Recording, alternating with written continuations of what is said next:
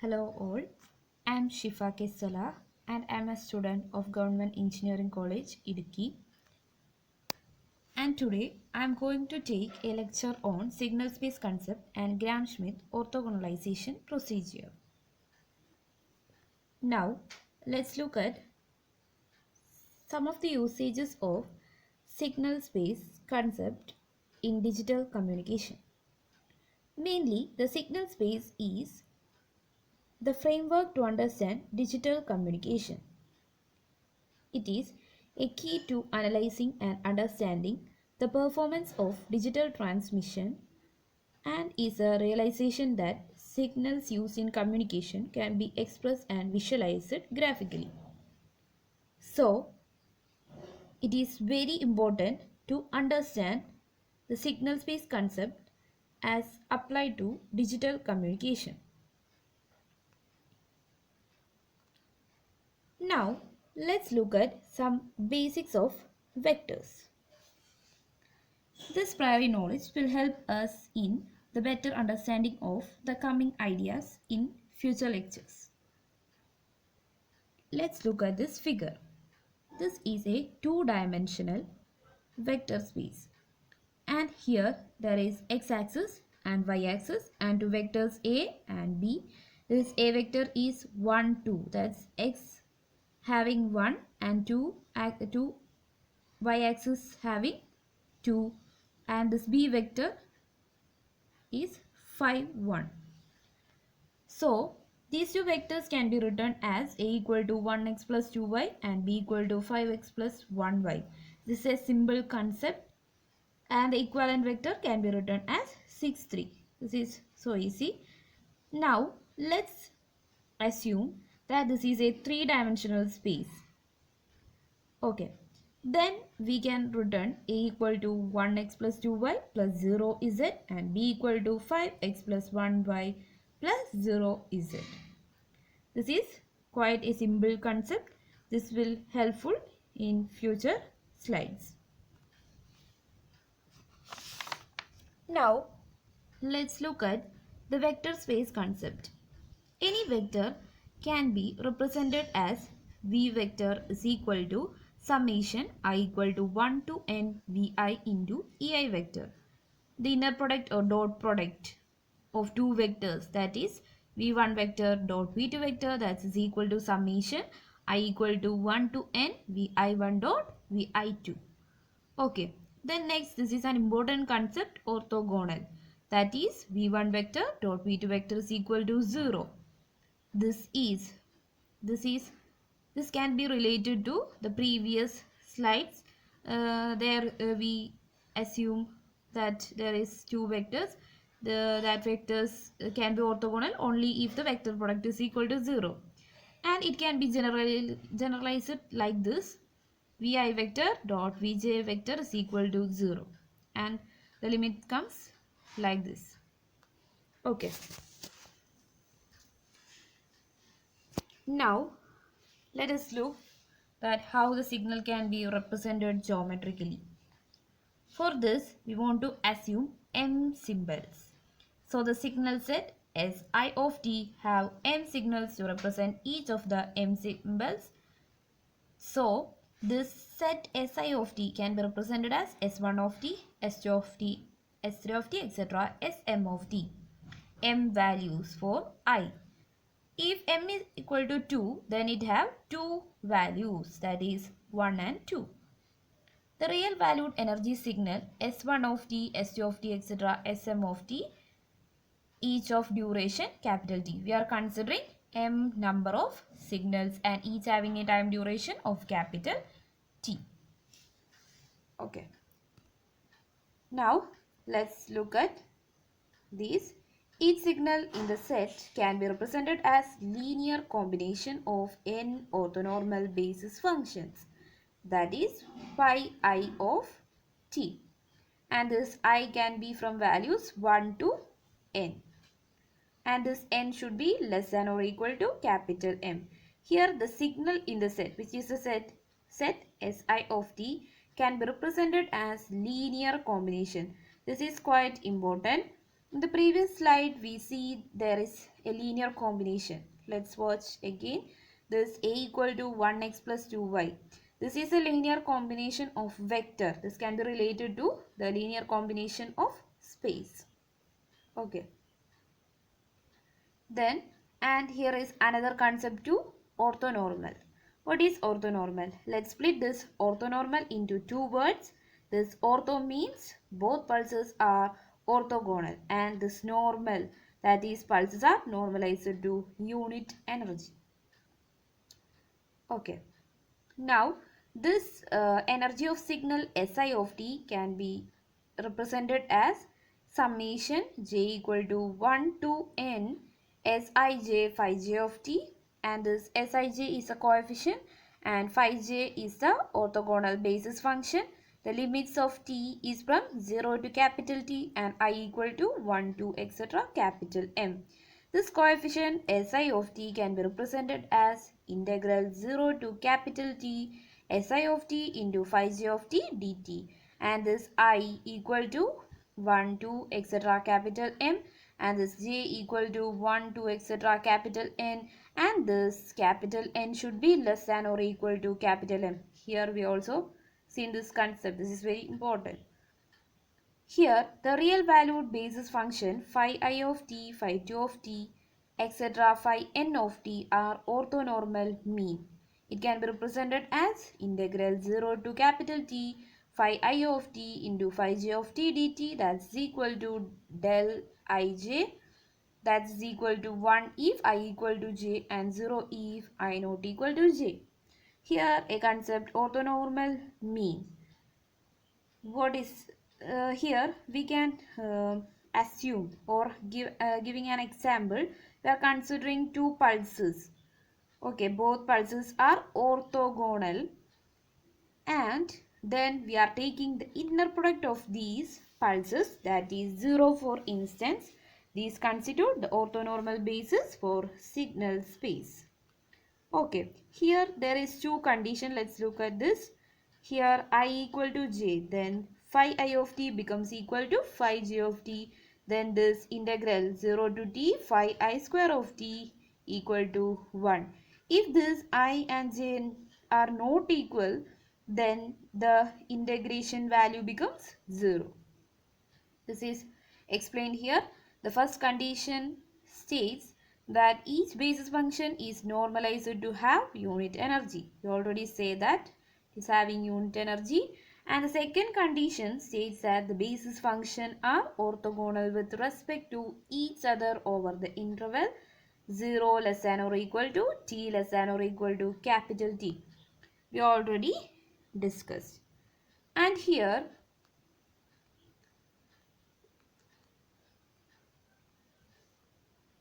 the set of coefficient Si can be viewed as n-dimensional vector, and it bears a one-to-one relationship with the transmitted signal Si of t.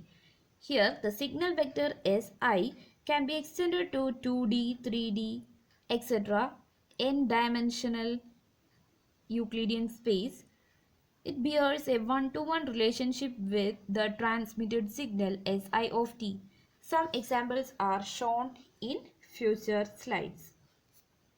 Now let's see some examples. This is the figure for synthesizer for generating the signal Si of t.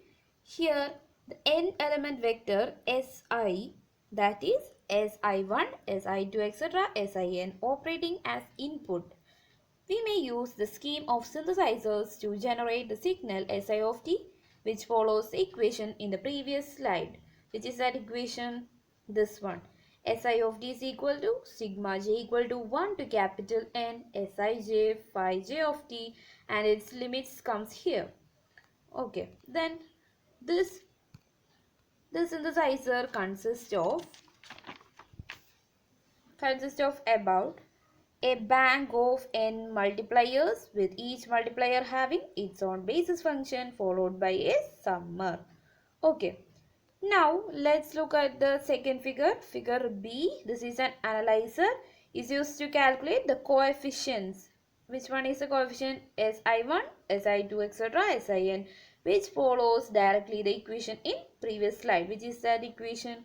Let's see. Sij is equal to integral 0 to capital T Si of t phi j of t dt. This limits comes here and this is important. N should be less than or equal to capital M. So, in this scheme consists of a bank of n product integrators or correlators with common input and with each one of them supplied with its own basis. This slide.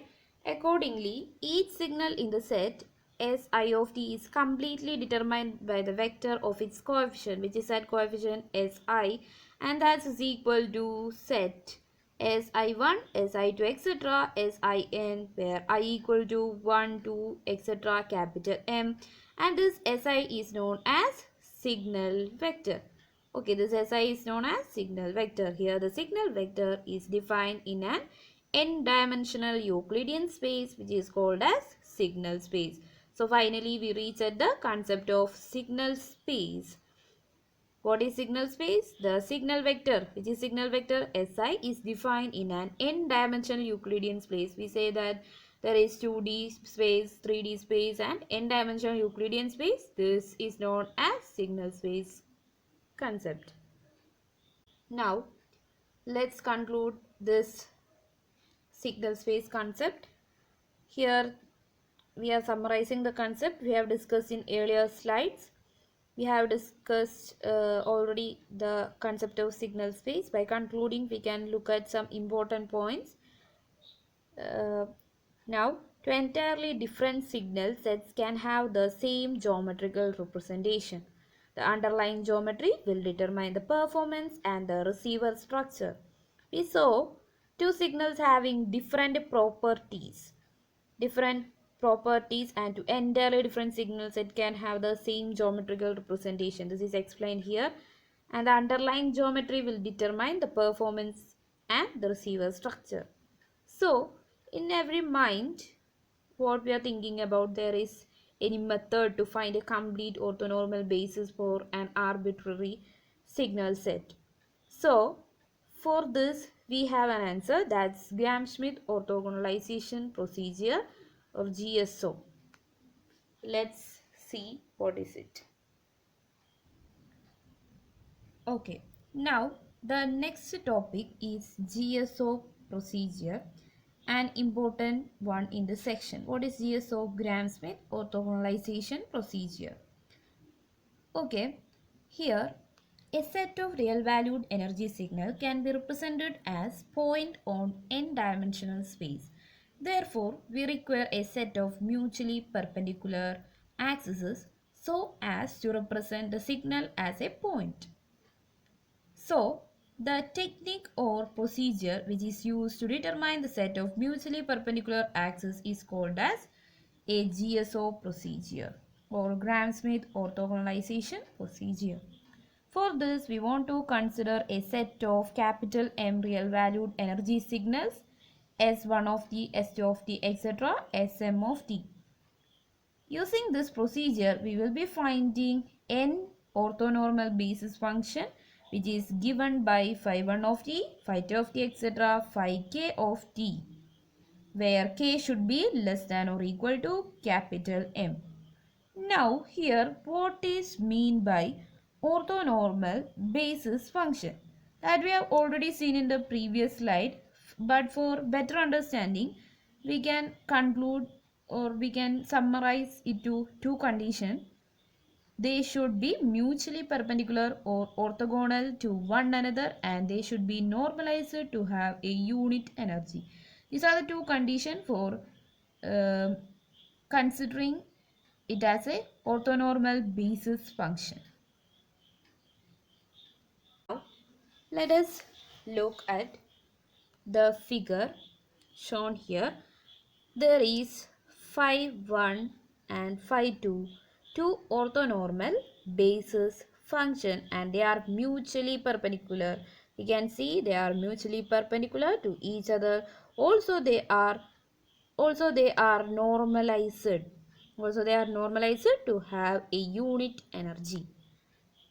And Here we are having three signals, which are they?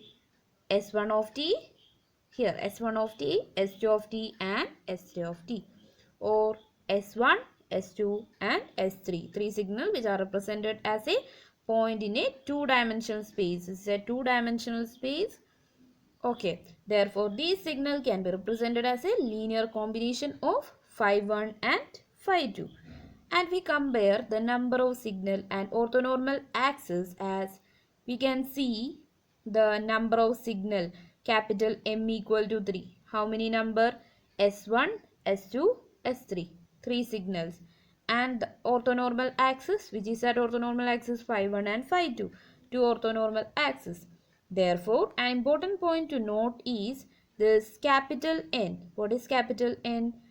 The orthonormal axis should be less than or equal to capital M. What is that? Number of signals. So that's an important concept, that is it should capital N should be less than or equal to capital M. In the next slide, we can see the steps of Gram Schmidt orthogonalization procedure.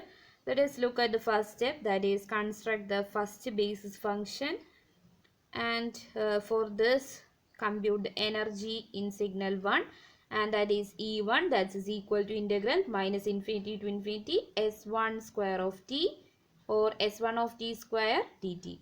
That is, this S1 is the first signal.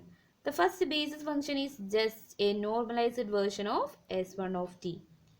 Okay, then this basic function, first basis function phi 1 of t is equal to S1 of t divided by root E1, and this S1 of t is equal to S11 into phi 1 of t, that is equal to root E1 into phi 1 of t, and this S11 is the projection of S1 of t on phi 1 of t, and it can be written as, or it can be found out using the equation S11 is equal to integral minus infinity to infinity S1 of t into phi 1 of t dt, and that is equal to root E1. Okay, then we can look at the second step of Gram Schmidt orthogonalization. What is that? Construct the second basis function. Compute correlation between signal 2 and basis function 1. So S21 is equal to integral minus infinity to infinity S2 of t into phi 1 of t dt. Then subtract of the correlation portion. What is g2 of t? It is intermediate function. It can be found out by subtract projection of S2 of t on phi 1 of t. And it can be found out g2 of t is equal to S2 of t minus S21 into phi 1 of t, where g2 of t is orthogonal to phi 1 of t. Okay, then next compute the energy in the remaining portion. How? Eg of Eg2 is equal to integral minus infinity to infinity g2 of t the whole square dt. So normalizing the remaining portion, phi 2 of t is equal to g2 of t divided by root Eg2. So this S22, what is that? Projection of S2 of t on phi 2 of t, and this can be find out by integrating from limit minus infinity to infinity S2 of t into phi 2 of t dt, and which is equal to root Eg2. And finally the step 3. Is this the normalization, or we can say this is the generalization? Construct successive basis function. How? For signal sk of t, compute ski equal to integral minus infinity to infinity xk of t into phi 1 of t dt. This we already seen the projection. Ski means the projection of sk of t on phi I of t. Then defining gk of t. What is gk of t? It is an intermediate function, and it can be find out by subtracting the projection. Okay, projection of the successive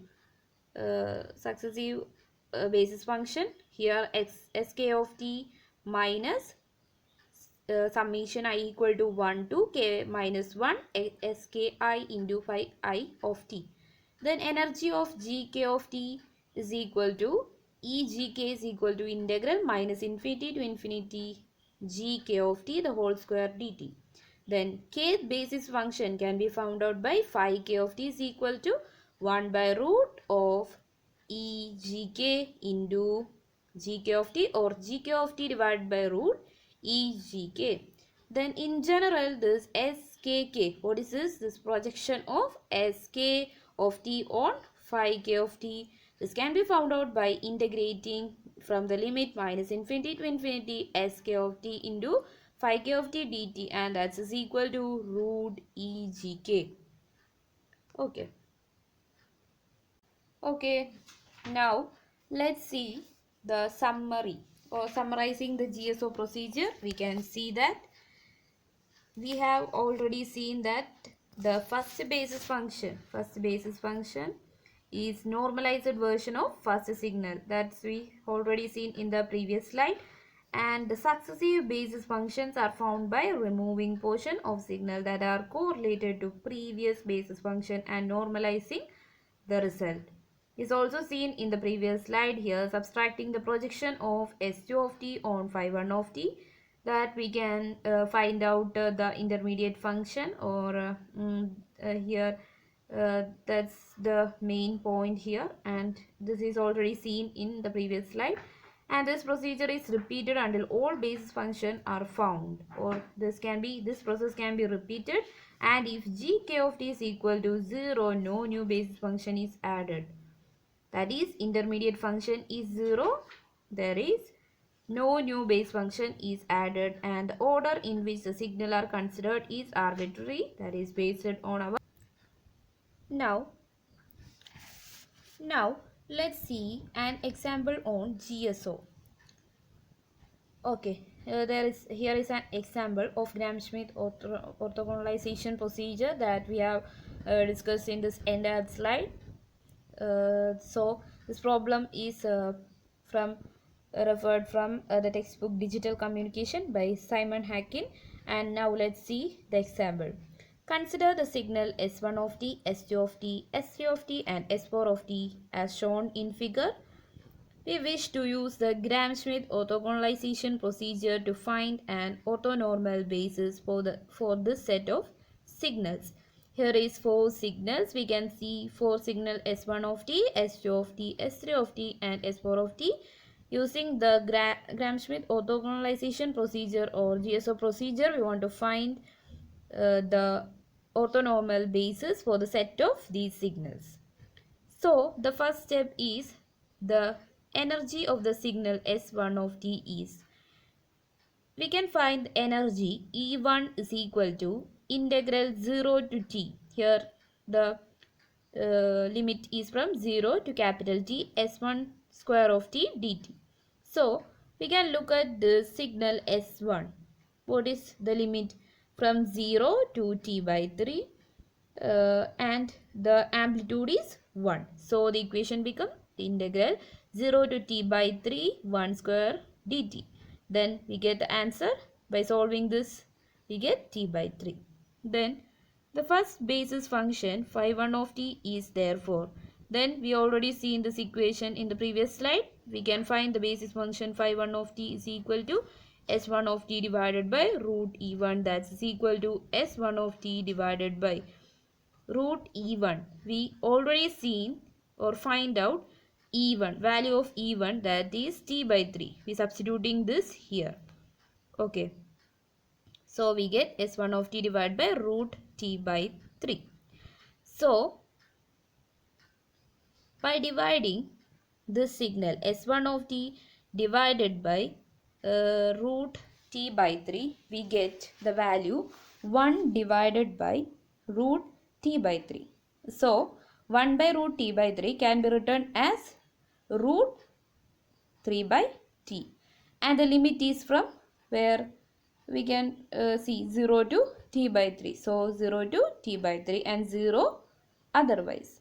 Then step 2, find the coefficient C21 equals. Let's see the find the coefficient C21, that is equal to integral 0 to capital T S2 of t into phi 1 of t dt. This equation we already seen, and taking the signal S2 of t and multiplying it with phi 1 of t, then we have already find this value phi 1 of t, and this can be plotted like this. Let's see, here the limit is 0 to t by 3 and amplitude is root 3 by t, 0 in other values. Okay, this is phi 1 of t. Then we are multiplying phi 1 of t with S2 of t. This is S2 of t. Then let's see, here the limit is from 0 to 2t by 3.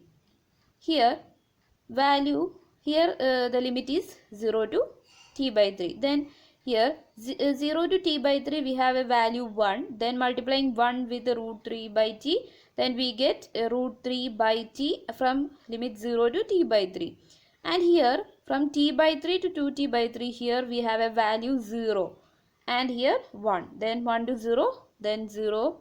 It comes like this, and this value will become cancelled, and we get integral 0 to t by 3, 1 into root 3 by t dt. Then by solving this, we get root t by 3 as answer, as C21, the coefficient. And the energy of the signal S2 of t is what? E2 is equal to integral 0 to capital T S2 square of t dt. Then we can look at S2 of t. This S2 of t is 1 from limit 0 to 2t by 3. Then we write integral 0 to 2t by 3, 1 square dt, that is equal to 2t by 3. Then the second basis function phi 2 of t is, therefore phi 2 of t is equal to g2 of t divided by root e2 minus c21 square.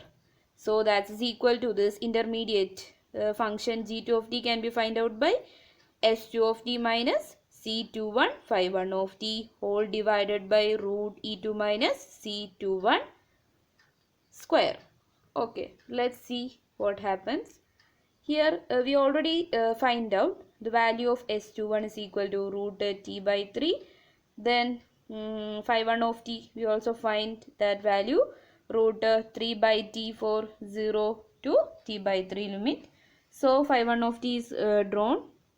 Then we want to multiply phi 1 of t into C21. Then we get this value. Let's see, phi 1 of t multiplied by root t by 3, what happens? This value, root 3 by t into root t by 3.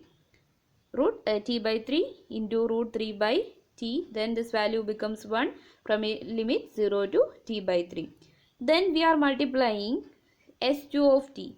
We are multiplying phi 1 of t into C21 from S2 of t. How this will be multiplied? This will be subtracted.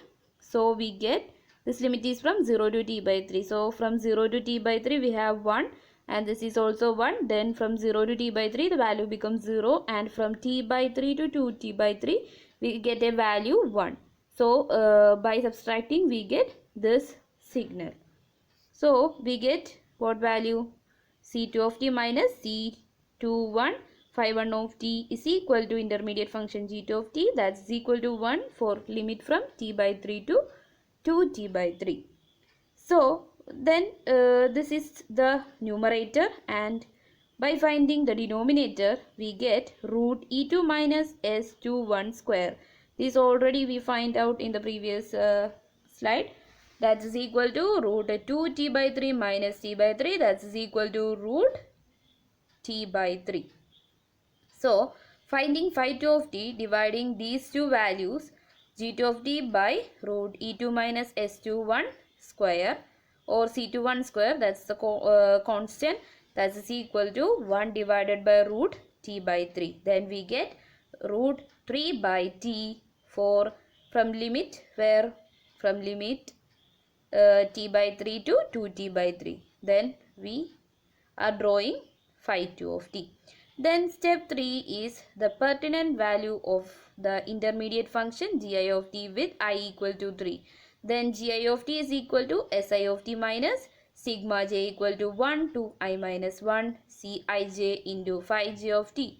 Here in this question I equal to 3. Therefore g3 of t is equal to s3 of t minus C31 into, C C21 into phi 1 of t minus C32 into phi 2 of t. The coefficient C31. Here, the equation will become G3 of t is equal to S3 of t minus C31 into phi 1 of t minus C32 into phi 2 of t, and the coefficient C31 equals what? C31 is equal to integral 0 to capital T S3 of t into phi 1 of t dt. By finding this, what is S3 signal? S3 signal in the previous slide, S3 into phi 2 of t. This is S3. S3 into look at phi 2 of t. This can be cancelled. Then that is equal to 0. And the coefficient C32 is equal to integral 0 to capital T S3 of t into phi 2 of t dt. Then S3 of t value can be one amplitude from limit t by 3 to 2t by 3, and this is phi 2. Both limits are same, so we can just look at S2 of t. This is phi 2 of t is from t by 3 to 2t by 3, and S3 of t is from t by 3 to capital T. So this is finding out from integral t by 3 to 2t by 3, 1 into root 3 by t dt. Then by cancelling we get root t by 3. Just finding by multiplying the signal S3 of t with phi 2 of t. Simple. Then therefore G3 of t is equal to S3 of t minus, as intermediate function is S3 of t minus C3 to phi 2 of t, and this can be S3 of t minus root t by 3 into phi 2 of t. So then by finding the value of G3 of t for this C32 into phi 2 of t, we get this signal by multiplying C32 into phi 2 t. Then by subtracting this C32 into phi 2 t from S3 of t, we get a signal like this, and this can be just look at this this amplitude 1 from t by 3 to capital T, then here t by 3 to 2t by 3. Then by subtracting this, we get a value from 2t by 3 to capital T. Okay, here 2t by 3 1, this 1 minus this 1, that is equal to 0. From 2t by 3 to capital T, there is a value 1. Okay, by subtracting this we get a value or amplitude 1 from 2t by 3 to t. Then this is written like this, G3 of t. Finally, third basis function phi 3 of t is equal to G3 of t divided by root of integral 0 to capital T energy. Okay, 0 to capital T G2 square of t dt. Then by we are getting that from limit 2t by 3 to capital T 1 square dt for 2t by 3 less than or equal to t less than or equal to capital T, 0 elsewhere, and this can be 1 by root t minus 2t by 3, that is equal to 1 by root t by 3 for limit 2t by 3 to capital T. And by finalizing, this inverse can be written as root 3 by t from limit 2t by 3 to capital T. That's drawn here, phi 3 of t. Then we can see that G4 of t is equal to 0. By following this method, we can find G4 of t is equal to 0, or else there is another method I have written. First, let's look at this. We observe immediately that S4 of t, this S4 of t is equal to S1 of t plus S3 of t. Okay, which means that this set of signal is not linearly independent. Accordingly, we have the Gram Schmidt orthogonalization procedure on a subset consisting of the signal S1 of t, S2 of t and S3 of t, which are linearly independent. Okay, this is not linearly independent. Okay, these three signals are only linearly independent, so we have to find only these three signals basis function Not for this. This is a simple method, just by observing the signal, or else we want to do this entire process from first